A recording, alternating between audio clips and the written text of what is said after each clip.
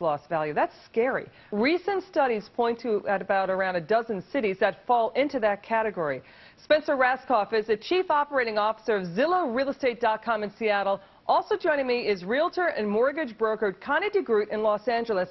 And gang, I'll tell you, when I started looking at these numbers and looking at these housing markets, it was scary stuff, but it was important stuff. We also have the markets that are on the mend and that are healing. But let's get to what Zillow found. And now what we looked at, Spencer, can you explain to the viewer how we found the markets, the housing markets that may never recover? Well, Zillow didn't come out with a study saying that certain housing markets would never recover. I think it's a little bit premature and maybe even a little irresponsible for a housing expert to ever say a market will never recover. What I'm looking at is, as we sit here today, there are some parts of the country where home values are still declining extremely rapidly. So you look at Detroit, for example, or parts of Florida, or Nevada, Reno, or Las Vegas. These are parts of the country where home values are still declining 10 to 15% year over year, and that despite the fact that they've already lost between 50 and 75% of their value from the peak. So the rates of decline in these parts of the country are still continuing unabated, and that's the tragedy here in the near term. I would not go so far as to say these parts of the country will never recover in value. Yeah, I hear what you're saying. I think the first thing that happens you make an important point there, but we talked talked to people at the NAR and some Wall Street analysts. They're worried that these markets may not recover, Connie. And when you look at the markets specifically, they certainly have been underwater for some time. You know, Zillow did a great job here looking at Detroit and Fort Myers. And also what surprised me, we have the 8 other markets that are under duress as well. Of course, Riverside, California, which has been overbuilt, Connie, right? I mean, Riverside has been basically in trouble for some time, no?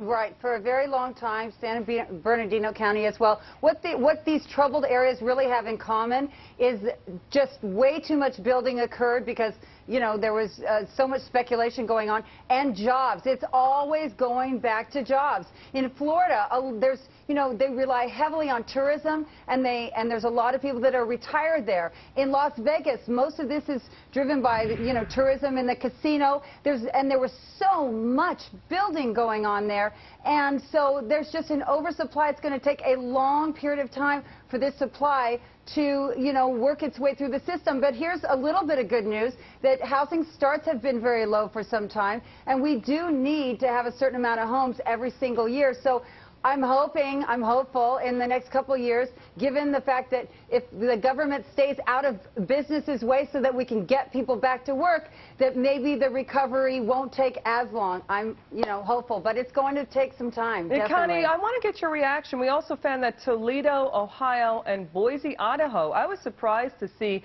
those cities on the list of housing markets that may never recover, or they may take some time to recover. What do you make of those 2 cities? You know, I don't know the details, but I did do some research, and I found that some areas that really were not so hard hit in the beginning are now suffering. And again, they're relating that back to loss of jobs and that people have just been trying to hang on. But also, there's a problem with confidence. You know, I'm seeing that investors are, although some people are jumping in and they are hiring, they're being very conservative because they just don't know what's going to happen. And so unless we change policies and we become business friendly and really so that we have rewards for the risks that we're taking now to hire, this is going to take some time, and that is what I'm concerned about. Spencer, you wanted to jump in. Go ahead. You know, there's no question that it's jobs, jobs, jobs, jobs, jobs. I mean, unemployed people don't buy homes. It doesn't matter how low mortgage rates are, how many distressed sellers there are, what a great deal this house is or that house. It's about jobs. Right. And so that's the canary in the coal mine for the housing industry. You know, and I definitely agree with that. Spencer, you know, there was an interesting, and Connie, you probably know this, in Arizona, there was an interesting dichotomy of one city that was doing well because Intel has a, you know, company operation there, and then an adjoining city was doing very badly because the housing market was in the tank and joblessness was at a very terrible situation in that city. Are you seeing that? In other words, it really matters if you have a blue chip employer in your area. Exactly. Well, you know, it's again about jobs, but there's different things going on in Arizona. I actually do know about that area because a lot of people are leaving. I know property owners that own apartment buildings and commercial properties, and a lot of these businesses have gone under because a lot of the workers, many of them have left Arizona because they're worried about new policies that we're all talking about that could be implemented. So there's a lot of vacancies, and so that's driving the property values down as well. That's a great point. Hey, Spencer, I don't want to leave the viewer on such a downbeat note.